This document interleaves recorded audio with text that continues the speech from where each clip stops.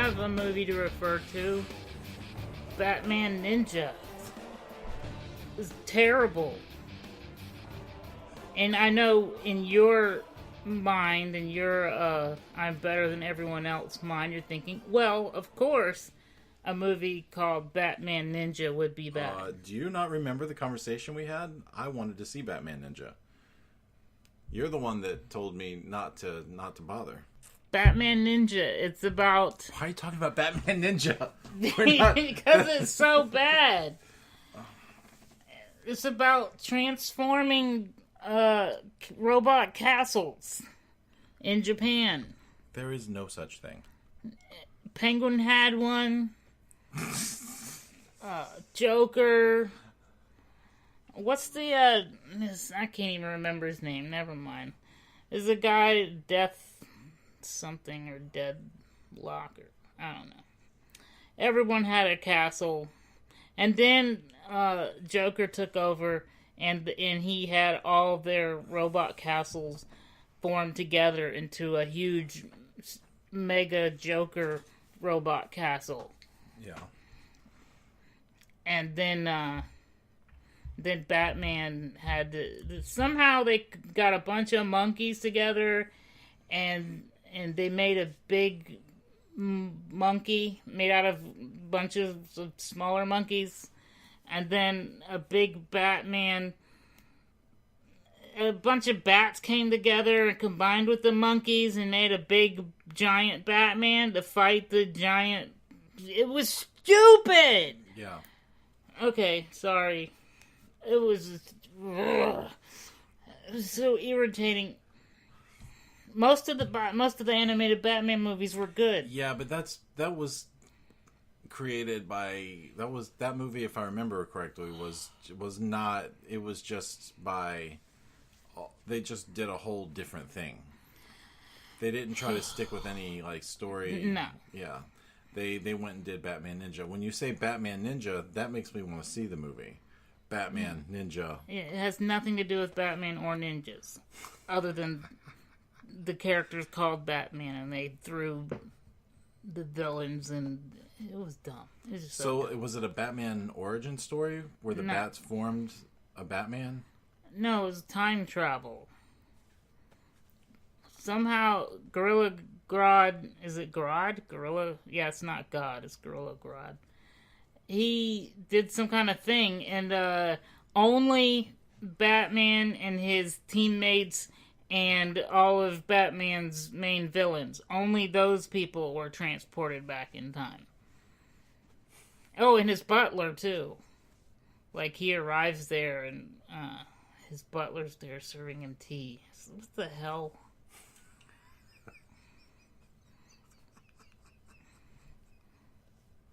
It's I guess we probably could have guessed.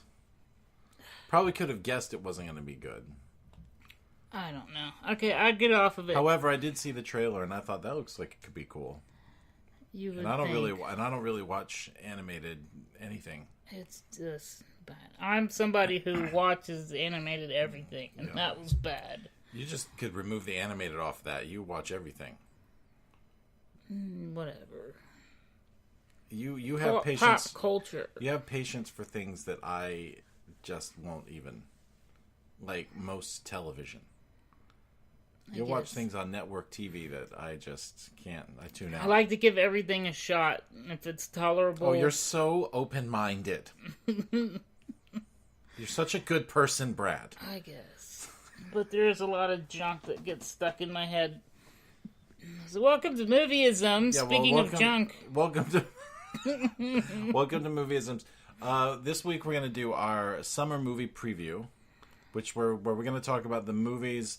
Most of the movies that we're not going to do a list or anything. We're going to do the movies that are coming out and whether we are interested in seeing them or not. Right. I guess sort of there's more movies than what we're going to name, but those are the movies that stood out to us. Yeah, and I wish, now that I'm looking back, I wish we'd done a by date. But yeah, because there's one coming out in within the week. Or actually, we're gonna see it. Upgrade. There's one that's out right now called Upgrade. Oh yeah. So it's my kind of movie. This actually looks like it's a pretty low budget action movie, but it's sci-fi action. Pretty cool though. The guy basically is in some sort of accident. This is all of these conversations are based off the trailer, so this is a non-spoiler episode completely. He's in some kind of accident at the very beginning, right? Mm-hmm. And he can't walk.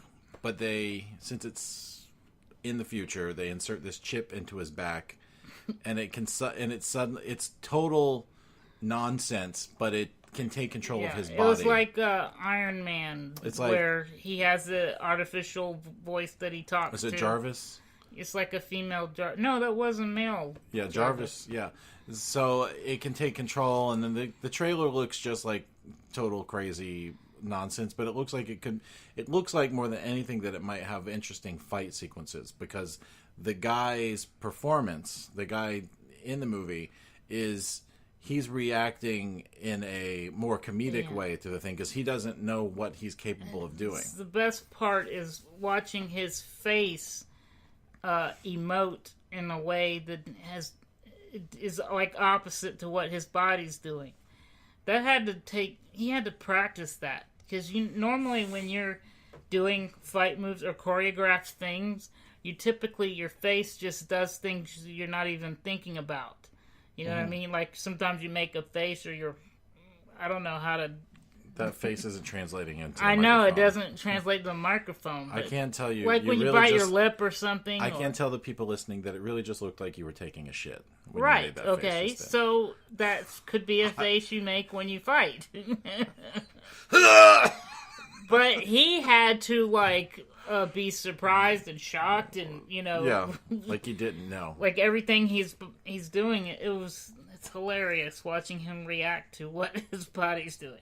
So another one is called Hotel Artemis, which is another action movie. Oh, I said that's like the Motel 8 of John Wick. Or what we can tell from this trailer is that it looks like, if you've seen John Wick, in John Wick there's a hotel that is like sort of it's a neutral playing ground. People can go there and sleep, eat, get a drink, whatever. But you can't fight. And it's like a neutral war zone. They're like even if you were just fighting the person. You walk into that hotel, you suddenly have to stop because that's the rules of the thing, and you don't want to be banned from the place because then you don't have a safe haven. So, Hotel Artemis seems like it's like maybe a hospital or some sort of a building that is the same thing. It's if you get injured, you can go there and get worked on by the doctors, but it's a safe haven. So that makes it sound like it's not a very creative idea, but it's got a couple of interesting people in it. It's got Jodie Foster. It's an interesting concept, and then you throw some known actors in there, and it seems like it could be fun. Yeah. They had what's that guy? He's you know what I'm talking? Not bodybuilder. Oh, Dave Bautista. ECW, yeah. Who is known UCF. as UFC. Who is known as what's the guy's name in Brazilian Jiu-Jitsu? Guardians of the Galaxy? Oh, is it Drax? Drax, I think it is. So Dave Bautista plays. Hold on, I'm looking it up. He's like a nurse or something in the movie. Yeah, he's a medical professional. But I'm trying to figure out his name from Guardians of the Galaxy. I thought it was Drax. It's Drax. Yeah. So he plays Drax from Guardians of the Galaxy. The movie looks like maybe it doesn't take itself too seriously, but it does look like it's trying. It seems to me like even the way it looks like it's trying to be a John Wick. Yeah, but then they have Jeff Goldblum. And Jeff Goldblum. Jeff Goldblum. Have you noticed that Jeff Goldblum is just getting more and more like, what's the word? Eccentric. Yeah. And he just seems like he's trying more and more to play the most eccentric version of himself in movies. And then when you hear him in interviews, it turns out he's not acting. That's just how he is. Yeah. That's just how he is. It's interesting to listen to because he's got such a peculiar like rhythm to his speech. Yes. But he was great. He's always great. He's always great. He's not always been in great movies, but he's great in the movies because he's such an interesting guy. He's getting weirder and weirder, which is... I like that. I like how weird he is. I love Jeff Goldblum. But it's like you can only be weirder and weirder when you're Jeff Goldblum. Like, you can't start acting like that, Brad. So please don't. No. Because you can't say, oh, well, he's Jeff Goldblum. You're just like, oh, that's that guy, Brad. He needs to tone it down a bit. He's hard to be around. It's true. It's true. I don't have anything funny to say. It's just a fact. I don't even like being around me. I can understand how other people feel. So the next thing on my list, I'm just working up from the bottom, is Hereditary. Just like the bone disease that I inherited from my dad. See, it's stuff like that makes you not fun to be around. Constantly. It's hereditary. Right, Hereditary. So it's a horror movie with Toni Collette, but why are you just looking at me like that? Because you're talking. Oh, okay. Words are coming out of your mouth. Normally you're interrupting, though, so I was waiting for that to happen. Maybe that's what it was. That's not Hereditary. No, that's just like a personality flaw.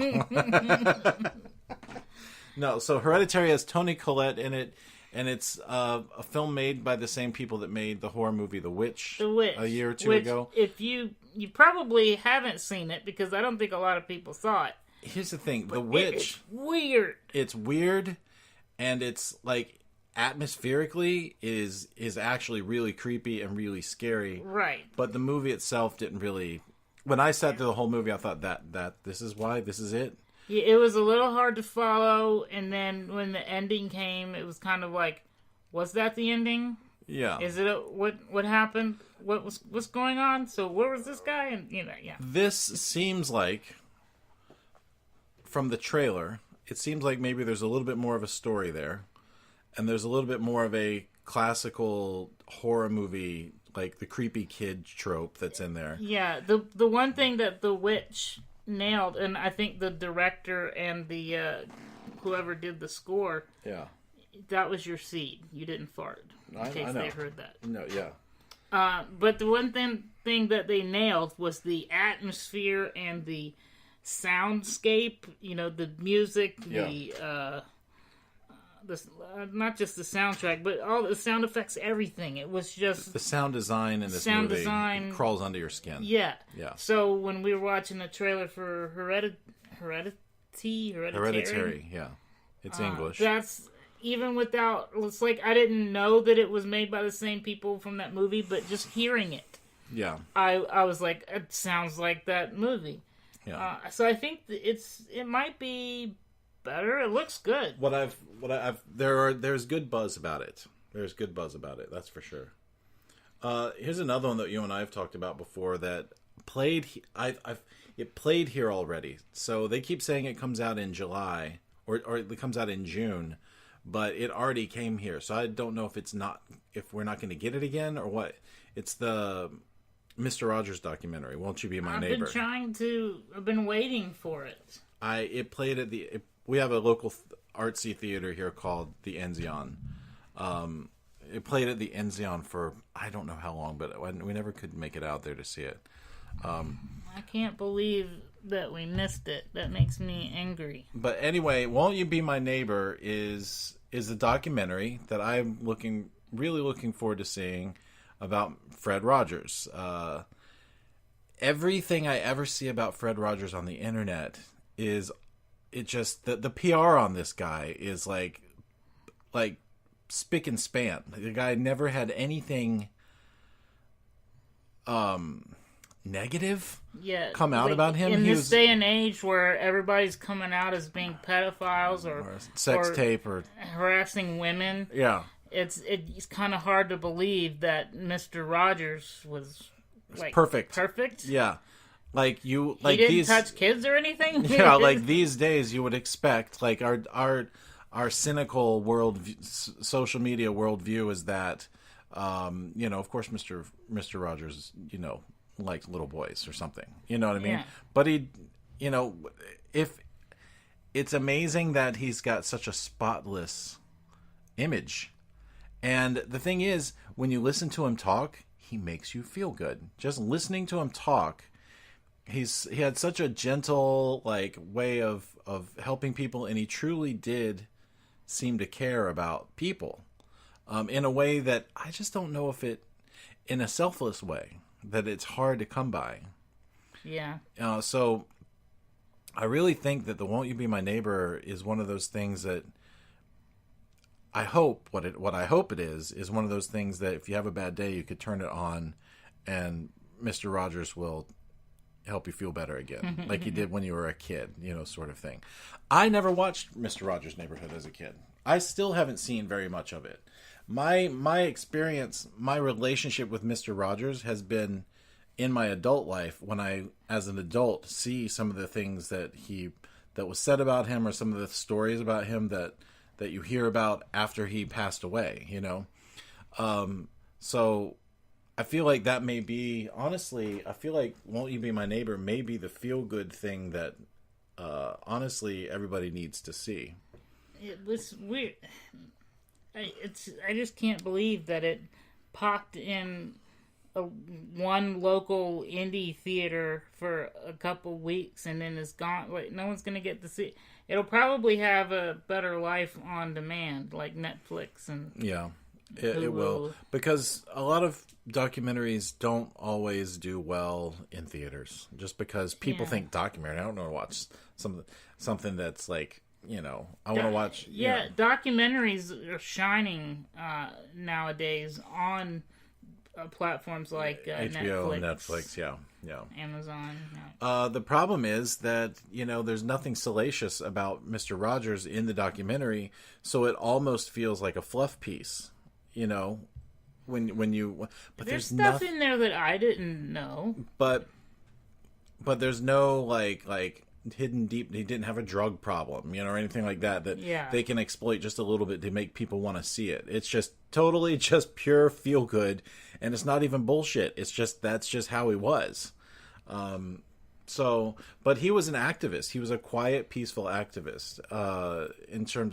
Including, there's a story about and I don't know the guy's name. I think it was Francois, but it was the guy who played the officer in Mr. Rogers' Neighborhood. He was the black guy. And there's a story about how he wanted him to be there as the police officer so that people would he would on television change people's view of black people in general. Yeah, he was controversial in that way. And then people would see a white person talking with a black person as if they were friends, and if there was no skin color differences between the two of them, at least be the change you want to see in the world, the Gandhi thing. Mm-hmm. That's exactly what he was doing. He wasn't giving fiery speeches or anything like that. He was just like setting a good example. And that's what I'm trying to do by working with you, Brad. I'm trying to set a good example, like to show people what it's like to show people that they should work for the needy. Yeah. Donate their time to charities for mentally disabled. Yeah. Somebody's got to pick up the slack. I need some help over here. I'm your charity? Is that what you're saying? Yeah, you're my charity. I wanted to say real quick, you got to be careful because there are, it's on Amazon Prime, there's another documentary about, I think it's Mr. Rogers and Me. Mr. Rogers and Me, yeah. On Amazon Prime. And In Me? And... Oh, I thought you said In Me, and I thought, we've never heard about this.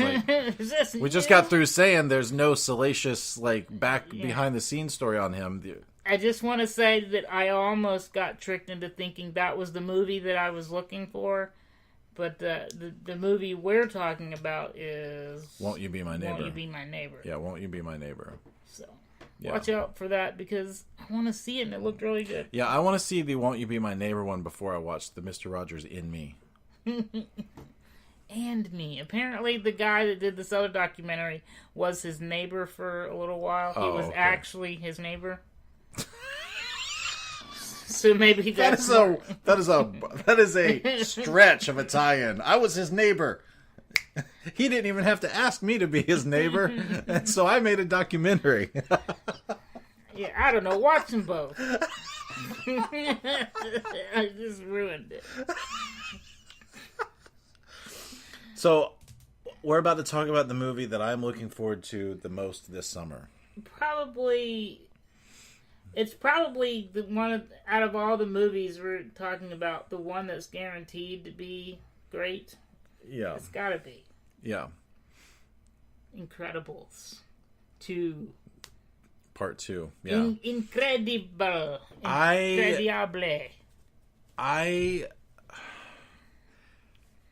There's something about The Incredibles that I love so much. It's the art of the animation, the music, the score, the story, how cool it is. I think it was the first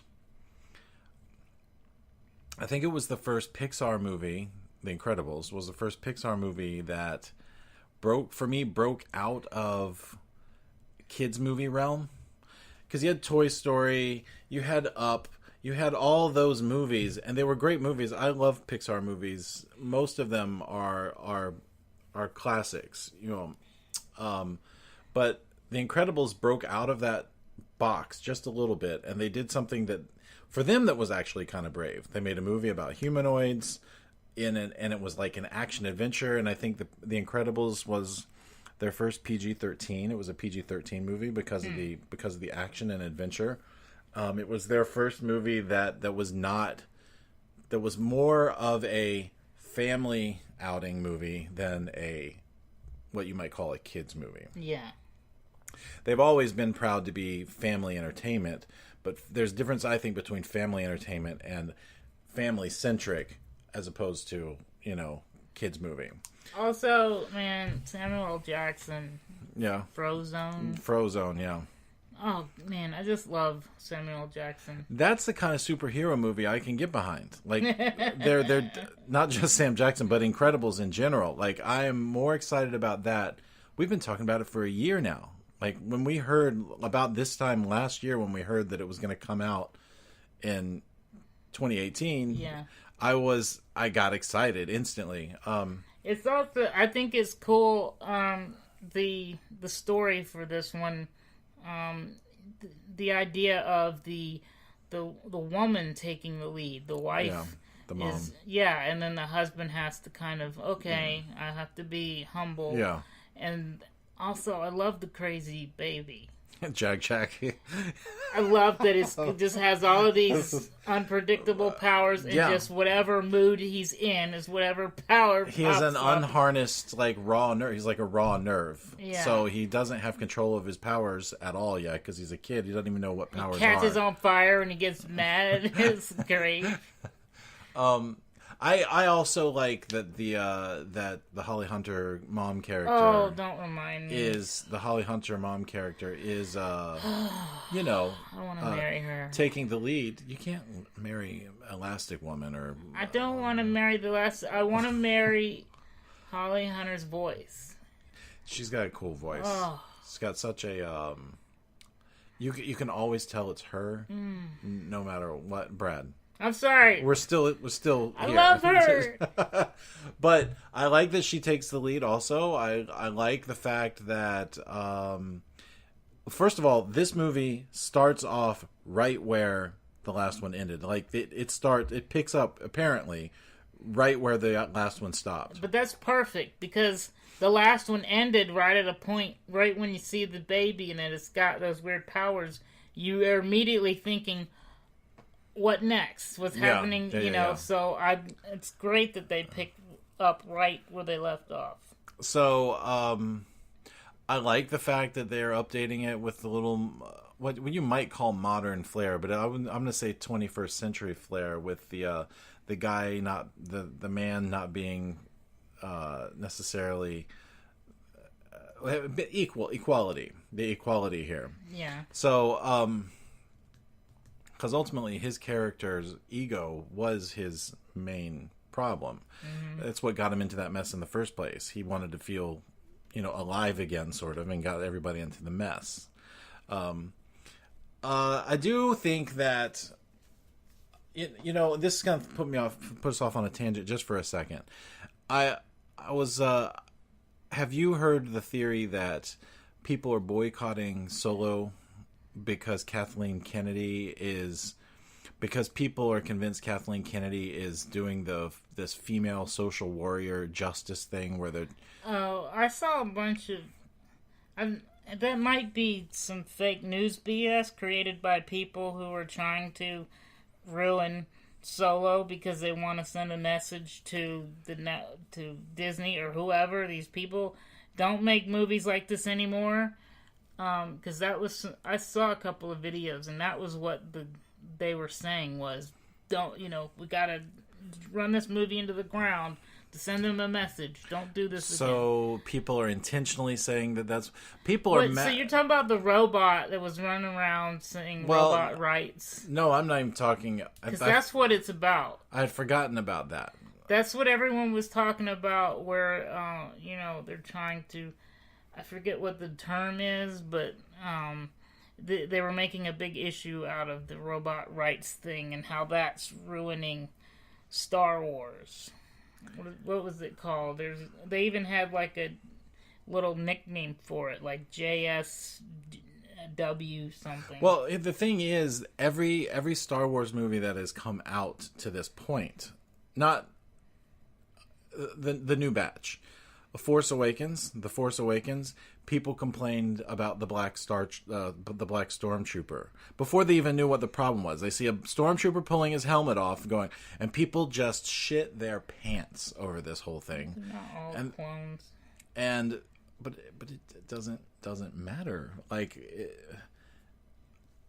they were mad. They were mad because it was a black Stormtrooper. Now, Stormtroopers aren't black, and I'm like, you guys are getting upset over a fictitious universe, and you're like, why are they trying to, there are no black people in space, like we were joking in the last episode about there's only one black person in the universe, and Star Wars is the one that has that joke, because there is only one black person in the universe. It's the social justice warrior. Yeah. So SJW, they're saying ruining Star Wars. Which I don't see why. I think it's just a campaign to try and... I just feel like Solo. I actually feel like the social justice warrior thing was actually some of the funniest stuff. Not social justice warrior, but the robot rights thing was some of the funniest stuff in the movie. So you have... Speaking of tangents, we went off like two... That's okay. So they also got mad over Rey in Star Wars, that there's a girl is the main character. I think they got mad over the fact that she just had way too many Star Wars powers with no. No, we're talking about their people's reaction to the first trailer before anyone ever saw the movie. They were mad that the girl was the main character. I don't get that. And there's also... Are you sure? Oh yeah. There was a massive thing. People were boycotting the movie over the Black Stormtrooper and the girl main character. Okay. And not enough people boycotted because the movie made almost $4 billion, but in box office. But there were these people who got their, asses up in a bunch over the fact that there was they were modernizing the story. But the thing is, I don't know. What do you mean? Okay. There are people that get mad that the movie has a black person and a female main character. What do you mean? That's what I mean. White people supremacists that have a problem? People that just like nerds, like racist nerds. What do they call that? Chauvinists, male chauvinist, racists. But what I want to know is do you notice the boycotting of any other franchise in the way like the Star Wars fans, like the voracious fans that are like, all in, they seem to be the most entitled, baby, spoiled. Well, I think, you know what? I think they should get Disney and everyone who's working with Star Wars needs to get the message. Leave the original storylines alone. Let's get away from Luke and Han and everyone and all of them. Let's have some new stories in the universe. Yeah, but this isn't what I'm talking about. But, Are you trying to change the subject? I'm saying the problem comes from messing with people's preconceived ideas of it should be this way. Don't change it. Yeah, but if a black stormtrooper shows up in any... Well, that's because there was Attack of the Clones, and they're all supposed to be clones. So that's what I'm saying. Still... Yes, there's the clone thing, but really what it is the black person. Because you clearly didn't read any of the tweets, because I looked up on this. The tweet I read or the stuff I read was about that, oh no, he can't be black because they're all supposed to be clones of the Jango Fett. I mean, because there's the whole, like, Lando's the one black person in the, so they're complaining that they're adding more... Black people in the Star Wars universe. Yeah.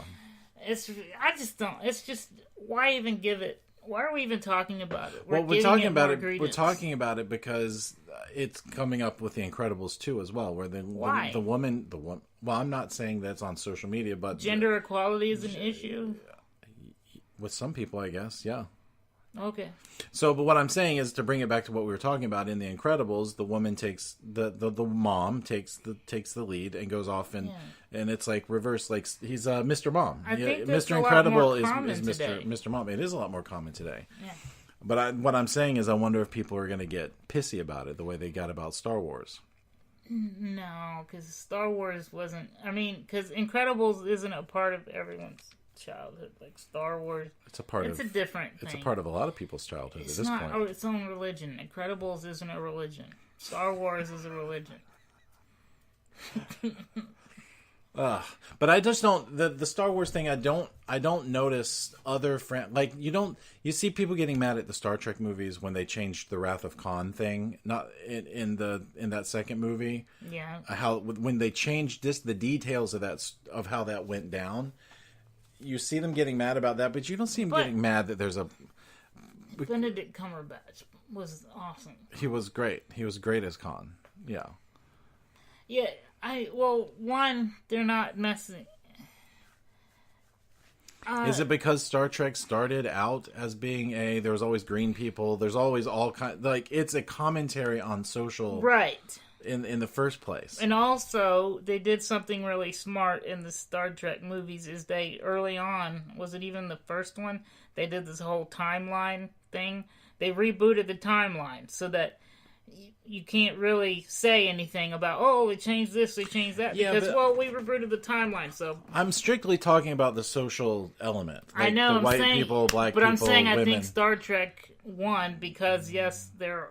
mostly it's a politically correct universe to begin with, but also, yes, I'm just saying they solved a lot of those problems to begin with, so they don't have the problems that Star Wars does. Yeah. I mean, I don't know, is Star Wars, I guess Star Wars affected more people than Star Trek? Because the movies... I really don't know. I really don't know. I hope it goes away though, because I really do think that those over-the-top fans, what you might call the Star Wars fanboys, they do ruin it. They ruin the experience of getting to go see a Star Wars movie, because like I haven't talked to anyone about a movie more than I've talked to people about Solo not doing well at the box office. Just because, and the thing is, if the movie was bad and people didn't go to see it, that would be one thing. But the movie is pretty good. It's pretty good. It's like not great, but definitely not awful. There are movies that are terrible that do better than Solo. And the thing is, it's because people get worked up in their head about what the movie should be. And if it's not going to be that, I'm not going to go see it. But guess what? You don't know because you didn't go see it.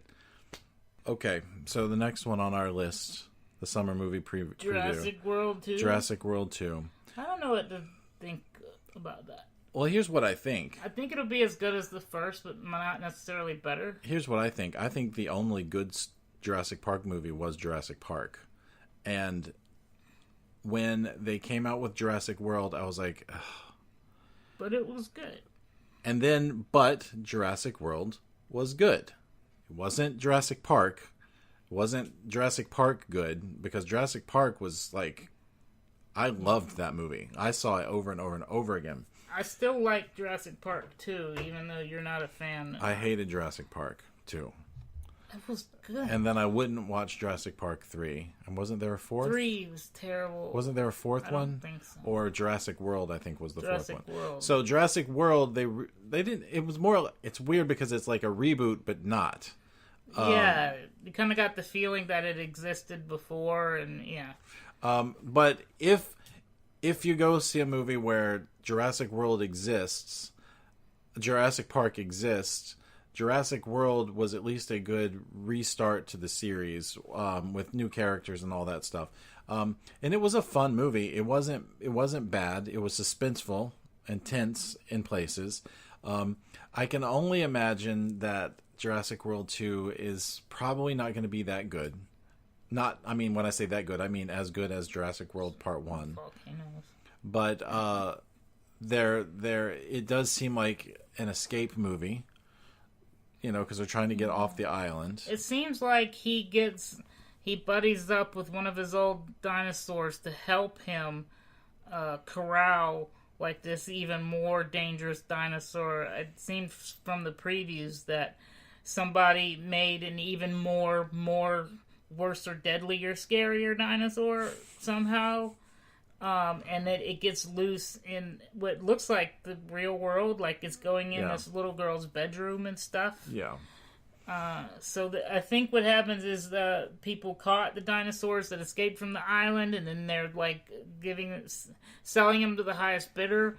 So then I think that our main character, our hero, is going around trying to save the world from dinosaurs. So it seems crazy. It seems like one of those things that I'm probably not going to love. Like, I can tell from the trailer, but I like Chris Pratt. I like him, and Jeff Goldblum is in it. However, I did hear through interviews that Jeff Goldblum really is in the movie for like 3 minutes. He's just doing that speech part. He's there so that they can use his speech in the trailer, it seems like. Yeah. Which is smart, I guess. So it's gonna be one of those summer roller coaster fun movies.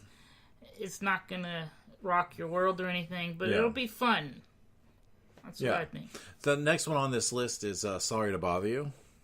Sorry to Bother You is which, by the way, is gonna be awesome. That's gonna be so awesome. So Sorry to Bother You. I'm gonna look up names. If you haven't seen the trailer, see the trailer. Sorry to Bother You. It's, the guy that was in Get Out, he was kidnapped at the very beginning of Get Out, and then... Is that guy? Is that who that is? Yeah. Okay, I didn't recognize him. And he's also on Atlanta. Ah, okay. So he's a really cool guy, one of my favorite actors, who gets to star in his own movie, and is so great. So it's directed by someone named Boots Riley, written and directed by someone named Boots Riley, who I don't know if I recognize. The name sounds familiar, but I wonder if it sounds familiar because I just recognize that name. But he directed, he's just done soundtrack stuff, really. And he's a writer. So, so Sorry to Bother You is sort of like it seems like it might be a blaxploitation movie, like in that realm, but it's sort of like in the realm of maybe like a Friday, the movie Friday. If you don't know what we're talking about, it's the movie where the black guy works for telecommunications. He gets on the phone. And so he has to develop a white voice in order to make sales. Yeah, because he'll call and he sounds like a black person. Yeah, and all of a sudden his life changes. Yeah, because he can do the white guy voice. and then he keeps it. Apparently, it looks like he just keeps it all the time, and then and it just like people start taking him seriously a little more seriously, and they give him raises, and he's like, oh, is this how much money you're offering me? I'm going to need to get some more suits. It's so it looks like a comedy, and if you're a white person who can take a joke, maybe... Oh, it's going to be so good. Maybe you'll enjoy it. It's the sort of thing that we would have gone to a movie with our friend Morris, who is not with us anymore. It's also the sort of movie that we watch and we think, why didn't that's like something we would have done. Why didn't we think of that? I don't know if two white people need to make a movie about how black people need to use their white voice to succeed, though. But it's a great idea. I'm not sure. It's I'm a not great sure idea. if that is going to work. Anyway, sorry to bother you. Look it up. The trailer is actually funny. When you see stuff in the trailer, it's actually... We could do one where a short person like me figures out how to pretend to be taller, and his whole life changes. Still, it's like that episode of it's like the episode of Seinfeld where the guy starts using lifts in his shoes so people think he's taller. He just starts. We'll do it to where the guy just starts wearing baggy clothes, and you know, like how some people when they get hair transplants, they do a little bit at a time so you don't notice, and it just all of a sudden, you look hotter. So suddenly, I would like. The guy just grows an inch or two. Hold on, you were bald yesterday. Today month. you look like a chia pet. What's the... And then he starts getting more of a JJ. The more inches he gets, more taller. inches? What the fuck are you talking about? No, let's stop talking about inches. All right. Ant-Man, of course, Ant-Man is the next Marvel film. It's gonna be good. And I guess we're gonna find out why Ant-Man was like the one character in the whole entire Marvel universe that was not there. Like, it was Hawkeye and Ant-Man, right? I think they said, he went to jail or something. Right.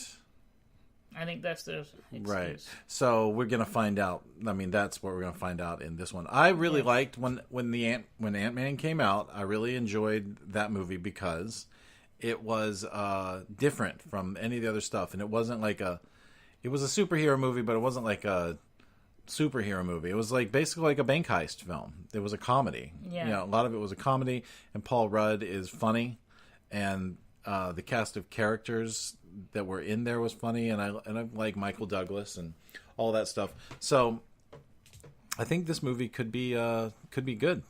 Could be fun, at least fun. It's gonna bridge. I believe it's going to connect us to what do you call it? It's going to be one of the movies that bridges us to the second Avenger. Or what is it? It's be the third Avengers movie, but the second. It's actually be the War. fourth Avengers movie. Oh my God! There's so many I can't keep count. Yeah. But I think it's also going to connect us to the what is it? Captain Marvel? Marvel. Captain Marvel. Yeah. Movie, Yeah. which is gonna change a lot of things. It's gonna be good. It's got the hot chick from Lost that plays the Wasp. She was in Lost. Huh. I don't think I remember that now that you say it, but I didn't think about that one. I fell in love with her. Okay, let's go. So the deal about this movie, I mean, this list started. The idea for this show started when I started thinking, is summer movie season already over? Because the biggest movies came out earlier, and summer movie season used to start in June and used to run until by August or September, and then in October they started releasing like the Academy Award movies, the movies that they wanted to get awards recognition for. But Marvel has started this whole like they're releasing movies earlier and earlier. Because they don't really care about summer movie blockbusters, because they'll make money on movies whether they release it in January or February or. By the way, one really good reason why Solo's getting beat up is Deadpool and Avengers: Infinity War. They're great, and I think a lot of people are just probably just thinking, well, let's go see that again. You think they got to step up their game? I just think. Solo came out at the wrong time. Yeah. Should have maybe, if it had come a couple, 2 or 3 months later, when everyone's marveled out. But I mean, even freaking Ant-Man's coming out. How many? They just won't give you a break from Marvel movies, will they? No, because they started an entire studio whose sole purpose it is to release superhero movies. You won't get a break until people stop going to... That's what people should boycott, is less Marvel movies. I know that's an unpopular opinion. So good right now. They are good right now. I don't really mean people should boycott the Marvel movies. I saw Avengers Infinity War again, and I'm changing my score, my review score, to just 5. It's just 5. so what? It doesn't have some kind of social meaning, whatever. It's Well, the story's not done. It's like you read half of a book and put it down. Well, it's 5 out of 5. We don't know. The first half is 5 out of 5. So the next movie we're going to talk about. We got to get through these really quick. Is the next big movie is Mission Impossible Fallout. So Mission Impossible Fallout. Yeah, this got my favorite version of the coolest. Why don't you perform it for us, Brad? What is it called? Not soundtrack, but it's like a movie theme song. Theme song, yeah.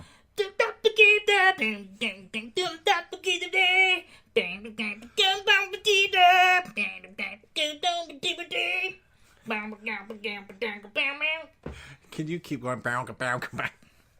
Come on, it's so awesome. It's like boom, boom. It does sound good. I will say that the trailer to Mission Impossible Fallout is pretty good. That's a great trailer. That's the one that you laugh at me every time because right at the end they have that first person view of the truck heading towards the other truck. Yeah. And I'm like, oh. Yeah, he jumped. He squealed like a little girl, actually. Because it just all of a sudden you're there. The little girl next to you turned to you and said, "What the fuck? What the fuck, Brad?" But first of all, Which, by the way, I like what you coined the Mission Impossible movies as spectacle movies. Yeah. Which I think is... Well, that's not my term, but it isn't? It's a spectacle. It's the first time I heard it, and I realized, that is a... It is a spectacle. Well, I mean, like James Bond movies are spectacle movies. Yeah. Even, like, the Marvel movies are spectacle movies, but what I like about the Mission Impossible movies is the fact that they do as little CGI effects as possible. Like, it is a practical effects movie. So when you see the guy getting hit by the car, that's a stuntman that got hit by a car. You know, not necessarily hit by the car, but you know what I mean. And when Tom Cruise slams into the building on the other side, that's his ankle breaking. Yeah. Tom Cruise loves doing his own stunts, and there's a scene in the trailer, and I saw a little piece about it. There's a scene in the trailer where he's jumping from one rooftop to another, and he actually jumped from one rooftop to another, and he missed the landing, which is bound to happen eventually after 30, 40 years of making movies, and broke his ankle. Like, and the shot is in the trailer. You can see his ankle like bending backly. They cut away from it, you know, in the trailer real fast, but and the thing about it is there's footage of Tom Cruise getting up from that and running, trying to continue the shot. He's not going to quit, but I guess he didn't know his ankle was snapped. But what I like about these movies is that they are things that you won't see in movies anywhere else, because everybody else does the CGI thing where they like digitally have the person hanging from an airplane, but or have a stunt person do it and then put the person's head on there. But Tom Cruise will do as much as he can, and in the last Mission Impossible, that was him hanging from the plane. In the middle, they put a camera on the side of the plane and hung him onto the side of the plane. There was a wire connecting him to the plane unless he lost his grip, but he was holding on, and they took off, and he's dangling from the side of the plane. You don't see that anywhere in movies. They had little contacts in his eyes so that the wind wouldn't dry his eyes out too much. Yeah. And, stuff that was hitting him in the face. And it's you get nervous watching the movie because he's really doing that stuff. And also in that movie, Mission Impossible, he learned to hold his breath for like 4 or 5 minutes or something. Because there's a scene not in this Mission Impossible, but in the last one, where he has to swim under. He actually did that stuff. How is it typically sequels just get worse, but he has really, Tom Cruise has really shown Hollywood that you can actually make sequels better than the movie before, because Mission Impossible keeps getting better. I will say that the second and third Mission Impossibles were probably the weakest of the ones. Yeah. But, and I hate to say it because I love John Woo. I love John Woo from the 90s and 2000s. This mission just got a whole lot more impossible. That's all I remember. So the bikes in the air, and they fight with bikes. John Woo, man, I love you. You created the double gun. The double gun thing. And some of the best movies ever made, where everyone in the movie dies. But come on, man. Yeah, Manhunt. You told me about Manhunt on Netflix. Oh God. Yeah, I didn't even bother to watch it because I think Netflix is the television of streaming. Like, Netflix does television good, but they haven't really done original movies that consistently well. Amazon, on the other hand, is the movies of streaming. Like, their movies that Amazon produces as a studio are generally better. In my opinion, they seem like better productions. Whether you like the movie or not. Anyway, Mission Impossible Fallout looks good. I think it's exciting. I will actually go see it to see what Tom Cruise is doing this time. I want to get through these last couple movies really fast. Let's just say what they are. So, the Eighth Grade. The Eighth Grade is a comedy by Bo Bernhal.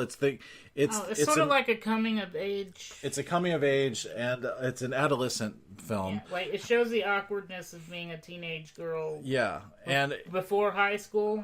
I will tell you that as a high school teacher, I teach high school TV production. The sense of humor and the pressures that are on the kids to be in, and the social media and blah blah, say the right thing, and to fit in somehow. This, especially in the trailer, it seems like they nailed that tone, that pitch. I'm really looking forward to seeing that, and I've heard good things about this, like in little interviews and stuff like that. People seem to really like it. Okay, so what is this? Don't worry, he won't get far on foot. Don't worry, he won't get far on foot. Is that the one directed by Gus Van Sant? Yeah, it's like it's got what's his got name? Joaquin Phoenix. Yeah, but no, the funny dude. Oh, Jonah Hill? Yeah, he's in it, but I mean the other funny fat dude. Oh, Jack Black. Jack Black. Oh, he's a funny fat guy? Jack Black in a wheelchair, man. Yeah. It's great. By the way, that's what the title means. These people were in accidents or whatever, and they're in wheelchairs, can't use their legs, which is why they can't get far on foot. And I guess Joaquin Phoenix his character used to be able to walk, but he's wheelchair bound now, and he's trying not to give up on life, I guess. It seemed like it wasn't a depressing movie. It seemed like it was, hey, look, this has happened. This is who we are. Yeah. We're going to have fun. That doesn't mean I'm going to stop being myself. Yeah. Yeah.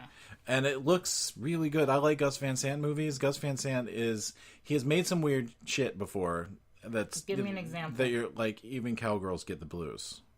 That's the first one that pops to mind. That's the one with Uma Thurman that's got really long thumbs.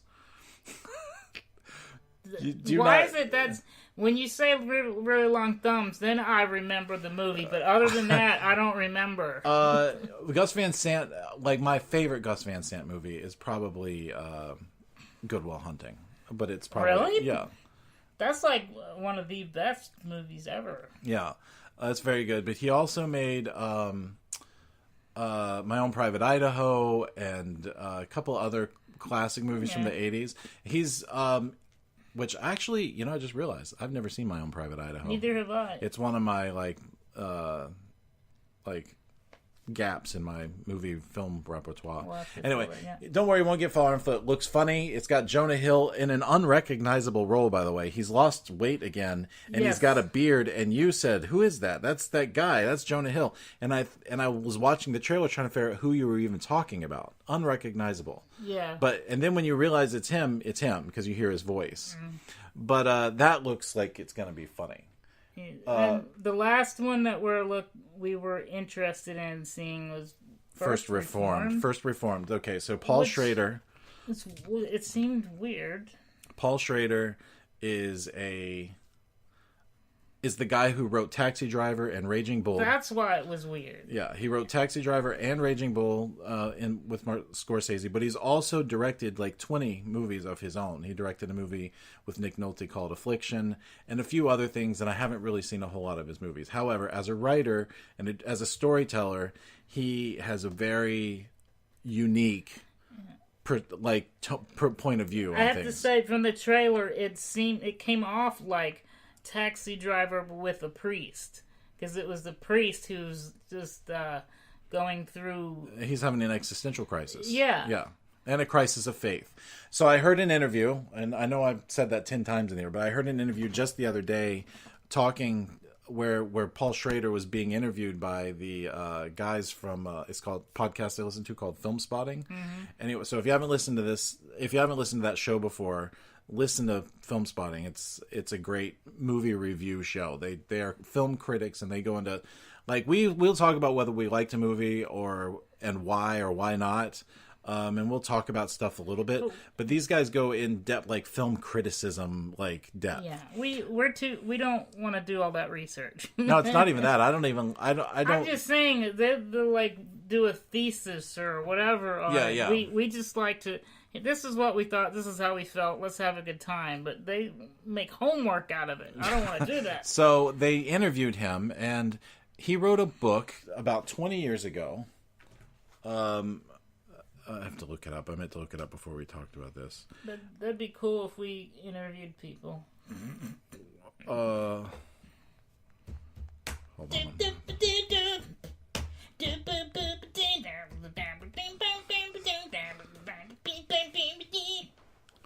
Okay, so the book that Paul Schrader wrote was called Transcendental Style in Film.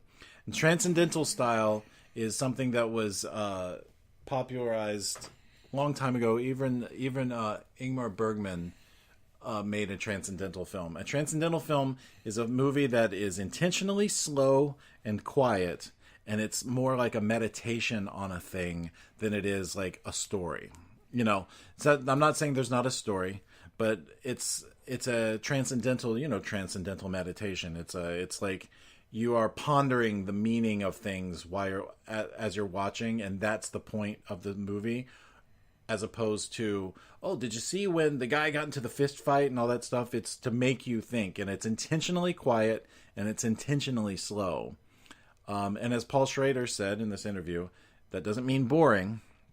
It's not giving itself permission to be boring, but it's intentionally slower paced. So there's not a lot of... So this is one of those things, Brad, that you might go to and struggle, because you know how you get sometimes when things move. You say that, but that looked like a movie that I actually would enjoy. Well, I think Blade Runner was like a meditation kind of movie, and I loved the hell out of that. Yeah. Didn't get bored at all. I don't know if that's considered a transcendental but film, it's very slow. There's like one or two people in every scene, and the shots are really you're wide. talking about the new Blade Runner. The new Blade Runner. Oh, yeah. That was very... I mean, you had a lot of time between dialogue and scenes to think about what just happened or what's going on. So, that's our summer movie preview. But also, honorable mentions. Oh, we have honorable mentions. Sicario 2, Equalizer 2, and Tag. Two of those we don't want to see. One we're going to see because the first one was great. That's Sicario. Sicario 2, I don't know. I don't know if Sicario needed a sequel. Yeah, but we're going to watch it anyway. But I loved Sicario. Yes. So, based on that love of the original film. Benicio del Toro and James Brolin. James Brolin, who's on a roll. Ass, He's man. been in, like 4 movies this year? Equalizer 2, I'm only interested in because of Denzel Washington. Yeah. That first film was unwatchable.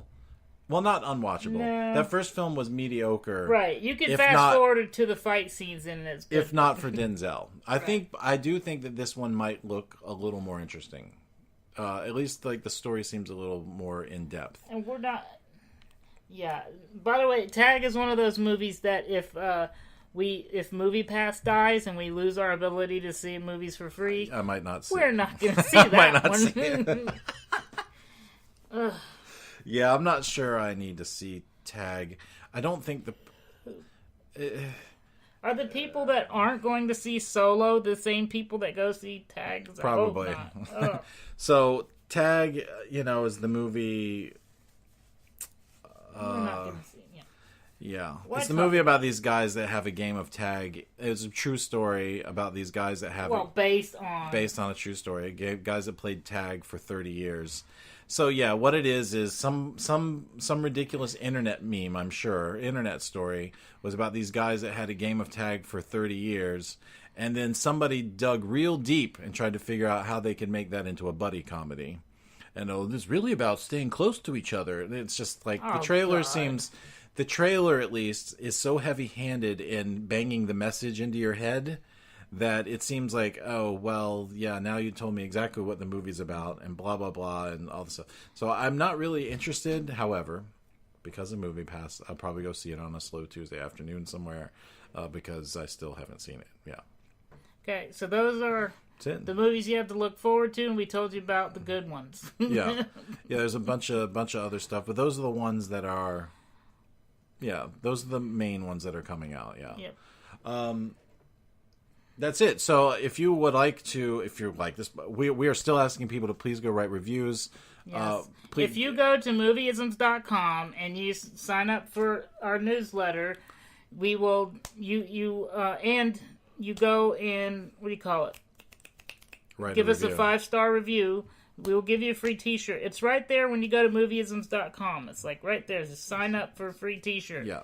So give us your info and give us a 5-star review, and we'll send you a freaking t-shirt, man. So go do it. While supplies last. We still, and we've talked about it for 2 weeks, need to post a picture of you wearing the Movieisms shirt so people can see that it's actually a real thing. Yep. That's not some fictional fairy tale thing. Maybe we should do a video with the voice that explains... The disembodied voice? Yeah, the disembodied voice. Are you God? Yeah, and should explain to them how to do a 5-star review on iTunes. Maybe we should. That'll be funny. Yep, it'd be funny. Anyway, otherwise, send us an email, movieisms@gmail.com. Check us out on Twitter. The Facebook page is still pretty active. We're happy with how active that's been. And we will see you next week. Next time, same place. Same bat channel. Same bat time, same bat channel. That should be our new send-off. The end!